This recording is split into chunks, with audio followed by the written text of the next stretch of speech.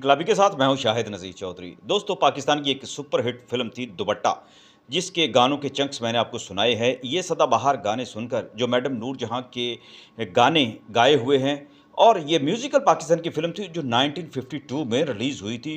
इसकी heroine definitely मलका तरन्नुम नूरजहां थी, जो अपने दौर की हिंदी फ़िल्मों की और उसके बाद उर्दू और पंजाबी फ़िल्मों की पाकिस्तान आने के बाद मशहूर अदाकारा भी थी। और उसके बाद जब वो बाकायदा सिर्फ़ सिंगिंग में आ गई, तो फिर उन्होंने फ़िल्में छोड़कर सिंगिंग शुरू की थी, और उनके नाम पर पाकिस्तान की इब्तदाई फ़िल्मों में से दुपट्टा एक यादगार फ़िल्म थी। लेकिन ये बहुत कम लोगों को पता है कि इस फ़िल्म में उनके हीरो एक गैर मुस्लिम थे, अजय कुमार।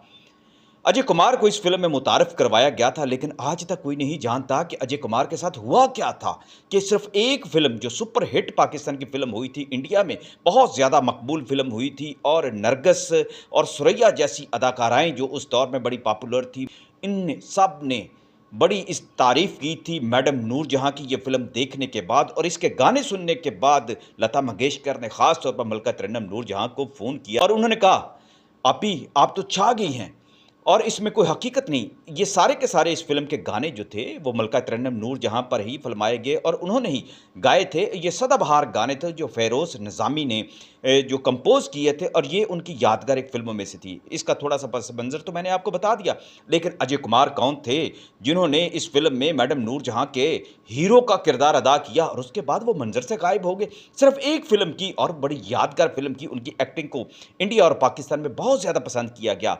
लेकिन सियासत है ना, सियासत और कारोबार में कोई किसी का सगा नहीं होता, ना कोई लिहाज़ किया जाता है। इस फ़िल्म में थे सुधीर, लाला सुधीर, जो पाकिस्तान की एक्शन फ़िल्मों के हीरो थे, लेकिन अपनी इब्तदाई जद्दोजहद में इंडिया में उन्होंने एक आध फ़िल्म में काम किया था, लेकिन वहाँ उनको कामयाबी ना मिली। पाकिस्तान बन गया, तो वो फिर पाकिस्तान आ गए, और यहाँ यही वो दुपट्टा फ़िल्म थी जिसने उनके करियर में बुनियादी किरदार अदा किया था, और अजय कुमार के साथ साइड हीरो के तौर पर सुधीर को लिया गया था। इस दौर में थोड़ा-सा मलका तरन्नुम नूरजहां और उनके शौहर के दरमियान भी थोड़ी-सी नाज़ाकी शुरू हुई थी। मलका तरन्नुम नूरजहां अपनी मर्ज़ी की भी मालिक थीं, और जब वो फ़िल्मों में काम करती थीं, तो वो खुलकर काम किया करती थी, ताकि जो भी करैक्टर हो, उसमें हकीकत का रंग भरा जा सके। और इसमें कोई शक नहीं, मलका तरन्नुम नूरजहां जैसा कोई और पाकिस्तान में सिंगर पैदा नहीं हो सका, उनके पाए की कोई सिंगर नहीं हो सकी, और ना ही उनके पाए की कोई अदाकारा थी। अपने दौर में उन्होंने अरूज जो है वो देखा, और ये हकीकत थी कि वो मनमौजी भी थी।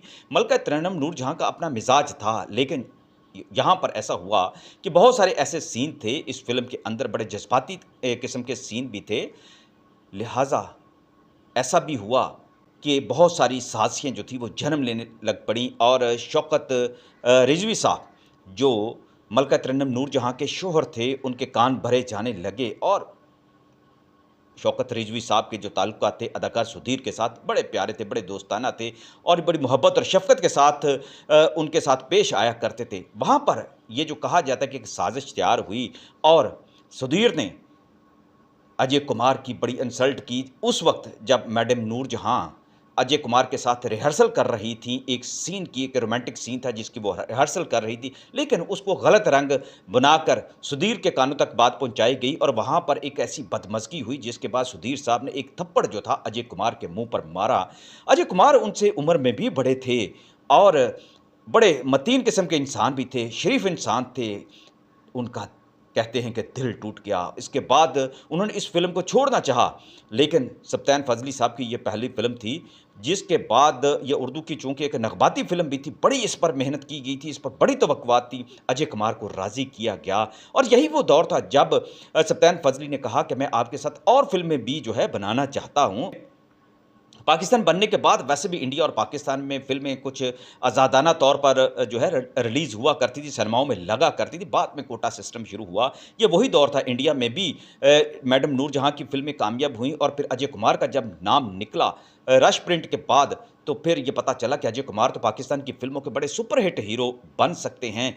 लेकिन इस दौरान जब प्रोपेगेंडा इतना बढ़ गया, उनके कान भरे गए, उनकी फ़ैमिली तक ये बात पहुँची कि जो उनके साथ इंसल्टिंग रवैया किया गया, और उसके बाद कहते हैं कि उन्होंने खामोशी इख्तियार कर ली, और कोई नहीं जानता कि अजय कुमार कहाँ गए। उनका नाम किसी ने बाद में नहीं सुना। मलका तरन्नुम नूरजहां और अजय कुमार की एक यादगार फ़िल्म थी। लाला सुधीर पर यह इल्ज़ाम लगाया जाता रहा, लेकिन लाला सुधीर ने खुद कभी इसके बारे में कभी बात नहीं की थी। मेरे मेंटोर अली सुफियान आफाकी से एक दफ़ा मैंने यही बात की और उन्होंने कहा कि शौकत रिजवी से मैंने ये कहा था, आपने कोई साजिश खेली थी मलका तरन्नुम नूरजहां के खिलाफ, ख़ास तौर पर उस दौर में जब शौकत साहब ने मलका तरन्नुम नूरजहां के खिलाफ एक इंटरव्यू भी बड़ा एक तफसीली दिया था और बाद में वो किताब की सूरत में भी आया था। तो उस दौर में मलका तरन्नुम नूरजहां पर बहुत ज़्यादा बहतान लगाने की कोशिशें की गई, लेकिन हर बहतान के पीछे सच्चाई मौजूद नहीं थी। बाकी सादत हसन मंटो ने भी इसके बारे में बहुत कुछ लिखा था और भी बहुत सारे राइटर्स ने इसके बारे में लिख रखा था मलका तरन्नुम नूरजहां के मिजाज के बारे में। लेकिन अजय कुमार के हवाले से मलका तरन्नुम नूरजहां का कोई ऐसा स्कैंडल नहीं था, ना वो उन्हें पसंद करती थी। जैसा कि ये कहा गया, बात बनाई गई कि अजय कुमार ने उनको बहलाने की कोशिश की थी, जिसके बाद उनकी गैरत जाग पड़ी। आफाकी साहब कहा करते थे कि लाला सुधीर से भी हमने ये बात बाद में दरियाफ्त करने की कोशिश की, लेकिन सुधीर साहब कहा करते थे कि रात गई बात गई, छोड़ें इन बातों के, अब क्या रखा है गड़े मुर्दे उखाड़ने का, कोई फ़ायदा नहीं।